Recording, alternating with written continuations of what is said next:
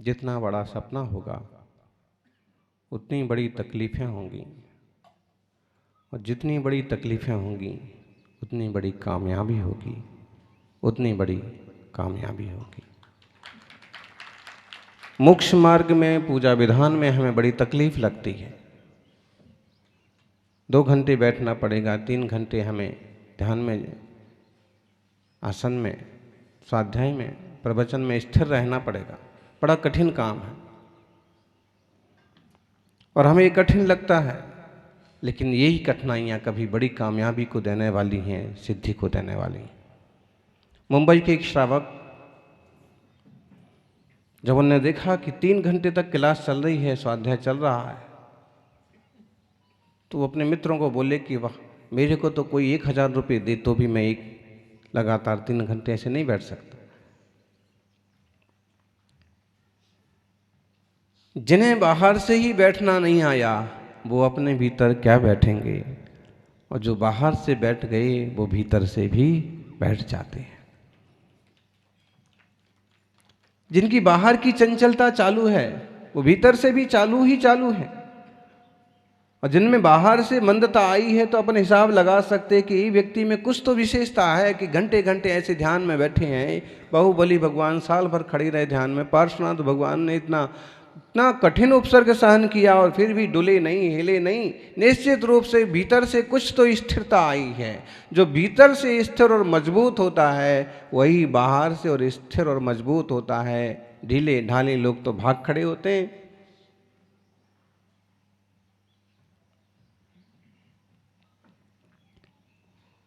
इसलिए देवताओं में भी एक लोकपाल जाति के देव होते हैं कि जब वो पंच कल्याणक वगैरह में जाते हैं और सारे देवता भी जाते हैं भगवान की आराधना के लिए, तो कुछ देवता ऐसे होते हैं चालू किस्म के कि कहीं रास्ते से भागते बनते बना भाग खड़े होते हैं। सौधर्म के डर से जाना तो पड़ता है, लेकिन मौका मिलता है तो इधर उधर से खिसक लेते हैं कि क्या है, कौन जाएगा, क्या का। लेकिन लोकपाल जाति के देव होते हैं, सब पर कंट्रोल रखते हैं। 7 प्रकार की सेना है, सबको चलना पड़ेगा। जब तक पूरा अभिषेक महोत्सव ना हो जाए, जब तक अमुक कल्याणक ना हो जाए, तब तक कोई गड़बड़ नहीं कर सकता। फिर भी व्यंतर आदि जाति के देवता कुछ ऐसे होते हैं कि वो बीच में से भाग ही लेते हैं। उसी जाति के कुछ देवता अपने यहाँ भी हैं। बस लोकपाल की कमी है, इस नहीं तो घेर घार करके रख लेते। समाज में जो मुखिया होता है, यहाँ कुछ इस टाइप के लोग होते हैं कि सबको इकट्ठा करें, सबको जोड़ें, थोड़ा प्रेरित करें। वो समझ लीजिए इस टाइप का ही लोकपाल जैसा ही काम कर रहे हैं कि भाई बैठो, इतना बढ़िया अवसर मिला है, इतनी बढ़िया पर्याय मिली है, इसका क्या कर रहे हैं आप उपयोग। आत्मार्थी सज्जनों, बड़ा सपना बनाइए और बड़ी कोशिश करिए, बड़ी कामयाबी मिलेगी। हमें तो आत्मा की शुद्धि का पुरुषार्थ करना। कभी कभी ऐसे लगता है कि जब कोई कठोर बोलता है, सच्ची बात, चुभने वाली बात बोलता है, तो हमें ऐसे लगता है कि सबसे बुरी यही है। जबकि बात यह है कि सच्चा स्नेह करने वाला केवल आपको बुरा बोल सकता है, वो आपका कभी बुरा कर नहीं सकता है, बुरा चाह नहीं सकता। उसकी नाराजगी में आपकी फिक्र छुपी होती है। अगर गुरु ने कभी कुछ कठोर कह दिया, कि बड़ों ने कुछ कठोर कह दिया, तो बहुत चुभ जाता है लोगों को। लेकिन उसके कठोर कहने में भी उसका दिल कठोर नहीं है, बुरा चाह नहीं रहा है, सिर्फ बोल रहा है, सिर्फ किसी कारण से। यूं मुनिराज तो बुरा बोलते भी नहीं हैं।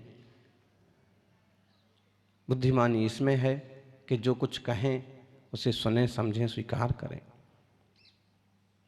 विषयों के पीछे भागते हैं अकेले, उससे तो कुछ सिद्धि होने वाली नहीं है। बोलिए, अगर वो यहाँ उपस्थित ना हो,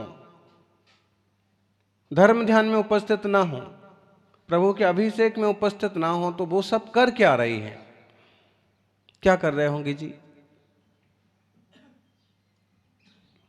आप अपना ले लीजिए, अगर आप यहां इस समय उपस्थित ना हो तो आप क्या कर रहे होंगे?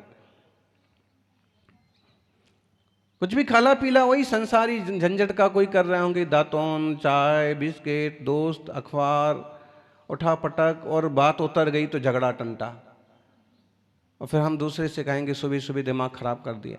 अरे तुम दिमाग खराब वाली जगह पर हो क्यों? जहां दिमाग खराब नहीं होता है वहां जाओ।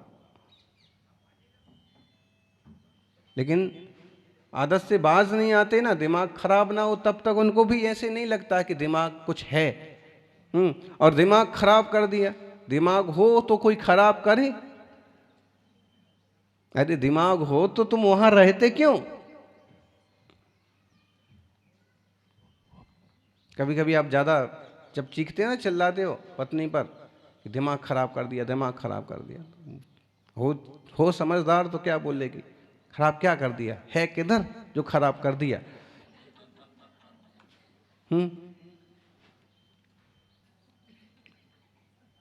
देखा जाए तो है किधर दिमाग? आपका है दिमाग है, समझ है, भाई समझ है, दिमाग है तो उसका सदुपयोग हो तो मालूम पड़े कि ना है। सदुपयोग नहीं हो रहा है, आपको उसका जो करना चाहिए इस पर्याय का वो नहीं कर पा रहे हैं, तो क्या है? आचार्य श्री कुलभद्र ने एक श्लोक लिखा है कि दोषों में आसक्त एवं व्यसनों में लीन होकर कि व्यक्ति हित और अहित का विचार नहीं करता। किस चीज में हित है और कौन सा शुभ है कौन सा अशुभ है ये भी निर्णय नहीं कर पाता। भौरा भी जैसे उस पर रीझ गया तो मर जाएगा बंद होके, लेकिन उसके लिए जैसे समझाया है, हंसैर न भुक्त मति कर्कस मंभ सापी। अरे भाई ये जो कमल का फूल खिला है, हंस लोग मानसरोवर पर रहते हैं अथवा ऐसे तालाब के पास रहते हैं, मोती चुनते हैं, मोती खाते हैं, मोती चुगते हैं। तो देखिए हंस कमल की नाल या कमल भी खाते हैं, तो ये इस कमल को हंस ने भी नहीं खाया है, कमल की डंठल खाते हैं हंस। कमल को हंस ने भी नहीं खाया है। दूसरी बात, कर कसम, ये थोड़ा कठोर भी है।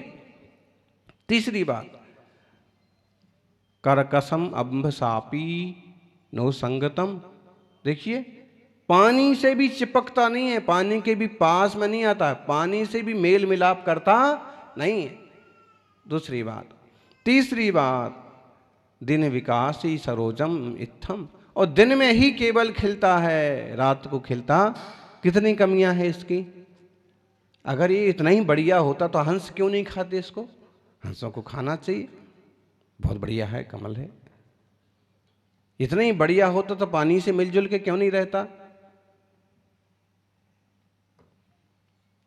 फिर तीसरी बात, दिन को ही खिलता है, रात को क्यों नहीं खिलता? कितना अनित्य है, दिन में है रात में नहीं है। ये उदाहरण दिया है। नालोकितम मधुकर्ण मृतम मृतम मृथैव। ये सब चीज नहीं देखता है भौरा कि इसमें इतनी सारी कमियां हैं, अभी तो उसकी केवल गंध पर आकर के और उसमें वृथा मृतैव, बेकार में मरता है। ऐसे ही कुतो व्यसिनाम सहिते विवेका, जो व्यसन में आ सकते हैं ऐसे लोगों को अपने हित का विवेक नहीं रहता। उदाहरण ध्यान में आया? बोलो जी ज्ञानी, उदाहरण ध्यान में आया? क्या कहा? दृष्टांत। और दृष्टांत को दाष्टांत पर घटाइए। इस दुनिया में बहुत सारे ऐसे लोग हैं कि जिनने व्यसनों पर अपना जीवन न्यछावर कर रखा है, औरतों पर, दारू पर, गुटखे पर, तमाशे पर। जो कहो सो उसके लिए मरने को तैयार है। 300 रुपये का पाउच मिलेगा, 3 रुपये वाला लेने को तैयार है। हजार अवगुण हो छोकरी में तो भी पाने को तैयार है। ये पागलपन नहीं है? तो समझाया है कि अगर अब हंस की जगह रखेंगे किसको? महापुरुषों को। हंस ने कमल नहीं खाया, महापुरुषों ने विषयों को नहीं भोगा। क्यों? तीर्थंकरों ने भोगा हुआ, उनका भी एक अपना कर्तव्य होता है, विवाह भी करते हैं, लेकिन एक समय ऐसा बोध जागता है कि सब छोड़ करके, और अगर हम महावीर स्वामी पारसनाथ की पंचवालेती करें तो साफ कह सकते हैं कि तीर्थंकर अपार शक्ति के धारी होकर के भी भोगों को नहीं भोगा। श्री वासु पूज्य मल्ली नैमी पारस, अगर ये विषय कमल, विषय भोग रूपी कमल इतने बढ़िया होते तो वो क्यों नहीं भोगते?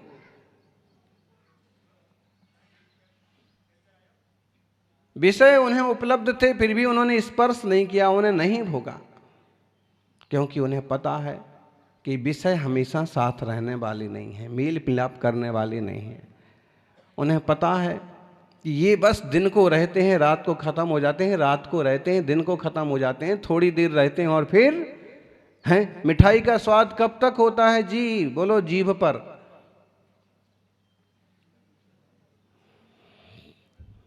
बोलिए, मिठाई का स्वाद कब तक आता है? स्वाद आ रहा है किसी को? नहीं, जब तक जीभ पर है, जीभ के अग्रभाग पर है, तब तक मिठाई का स्वाद है। घाटी उतरे, बेकार में लोग इतना झगड़ा करते हैं हाँ उनके यहाँ तो मिठाई तो कुछ थी नहीं और नमकीन तो कुछ था ही नहीं और ये तो कुछ था ही नहीं, और ऐसे फिजूल में दूसरे की निंदा करना, फजीती करना, अपने ही घर में टंटा करना कि मिठाई तो कुछ बनती नहीं है, नमकीन कुछ अरे ऐसे बनता है, वैसे बनता है। लेकिन स्वाद सिर्फ जीभ का है, और जीभ सारी जीभ का नहीं।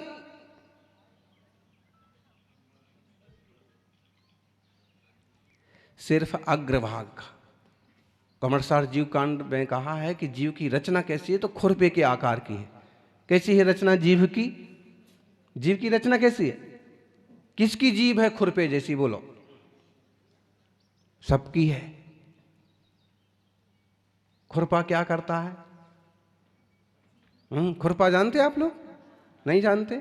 घास को यूं उखाड़ने वाला होता है, काटने वाला होता है जड़ से ही। जीभ का आकार खुरपे जैसा है, इसलिए काम भी कैसा करती है? खुरपे ही जैसा करती है। ऐसा बोल लेते हैं कुछ लोग, ऐसा बोलते हैं ना आदमी भीतर तक जल जाए, बरसों भी उस तरफ देखने की इच्छा ना हो। माताओं, कभी कभी ऐसे शब्द निकल जाते हैं ना, आग लग जाती है। जीभ की रचना कैसी है? खुरपे जैसी है, इसलिए खुरापात करती रहती है। दूसरी खास बात, चाहिए खाने को इसे मीठा मीठा, खाने को चाहिए मीठा, और बोलने को तो देखो ना, कुछ भी कोई एक आध सज्जन व्यक्ति हो का व्यवस्थित तो बोलते हो, कुछ लोग ऐसे होते बहुत ज़्यादा ही मीठा बोलते हैं, और बहुत ज़्यादा ही मीठा बोले तो समझ लो कुछ ना कुछ गड़बड़ है। ये छोकरे छोकरियां जो आपस में फंस जाते हैं ना, उसमें बहुत ज़्यादा मीठा बोलना भी खतरनाक कारण होता है, और वो बहुत आगे जाकर के वो रिश्ते बड़े खतरनाक साबित होते हैं, नुकसानदायक। लेकिन एक व्यक्ति होता है जो सहज होता है और सहज रूप से ही मीठा बोलता है, अच्छा बोलता है, आपका हित का बोलता है, ठीक ठीक बोलता है। नुकसानदायक है तो वैसे ही बोलता है कि ऐसा मत करिए, आपके लिए बराबर नहीं है। अब आपको भले बुरा लगे तो जो है वैसे बोलता है। ऐसे सदे हुए इंसान मिलना दुर्लभ है। जिसने जीव को साध लिया उसने जीवन को साध लिया। इसलिए कम बोलो, काम का बोलो, कम खाओ और जो पच जाए वही खाओ।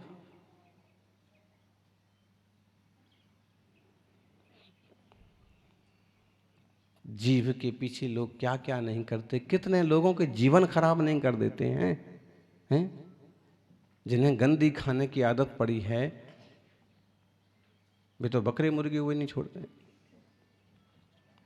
ना समझदार हों तो जैन कहलाने वाले भी आलू बैगन सब खाते रहते हैं। समझना, अगर ये दुनिया के भोग वासनाएं भोगने जैसी होती तो तीर्थंकर क्यों छोड़ते, तीर्थंकर क्यों त्यागे, हंस ने क्यों छोड़ा, क्यों नहीं खाया, क्यों? क्योंकि वह खाने जैसा नहीं है, योग्य नहीं है, उचित नहीं लगा। सज्जनों, ऐसे ही व्यसनों में अपने चित्त को ना उलझाएं। चूंकि गृहस्थी में हैं आप सभी, गृहस्थी के योग्य आचार विचार होना चाहिए, लेकिन उसमें अतिरेक ना हो कि और जंजाल खड़े हो जाएं, उलझने पैदा हो जाएं।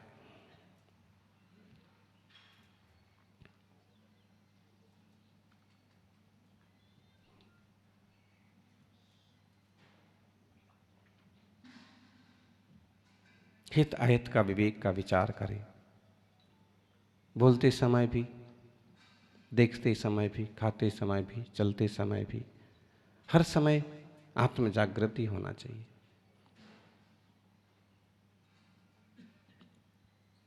ये आत्म जागृति होगी तो आप फिर किसी को नुकसान नहीं पहुंचाएंगे, किसी को दुख नहीं देंगे। सौभाग्यशाली हैं मन वचन काया आपको उपलब्ध है, और इसके बल पर आप चाहें तो धर्म ध्यान के मार्ग पर बढ़ करके अपनी आत्मा को परमात्मा भी बना सकते हैं।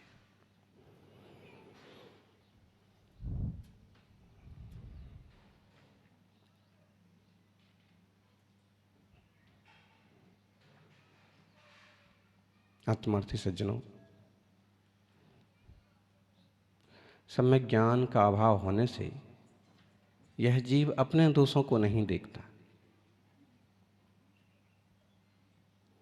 दूसरों के दोष जरूर देखता है, और अपने दोषों को नहीं देखने के कारण से इसका अपना ही संसार का भ्रमण चालू रहता है। एकदम ऑटोमेटिक व्यवस्था है। आप अगर गलत सोचते हैं तो गलत आपका ही होता है, आश्रय होता है, बंद होता है। अगर आप गलत करते हैं तो लग जरूर रहा है कि दूसरे का गलत किया जा रहा है, गलत आपका ही होता है। थोड़ी देर को लग सकता है कि हमने उसका ऐसा कर दिया, हमने उसका ऐसा कर दिया है, लेकिन जब कर्म पकता है ना तो सारा अपने माथे पड़ता है। एक चिड़िया होती है, वो क्या करती है कि रेत में अपना सिर घुसा लेती है। क्या बोलते हैं उसको? कौन सी चिड़िया होती है? रेत में अपना सिर घुसा लेती है और ऐसे समझती है कि उसे कोई नहीं देख रहा।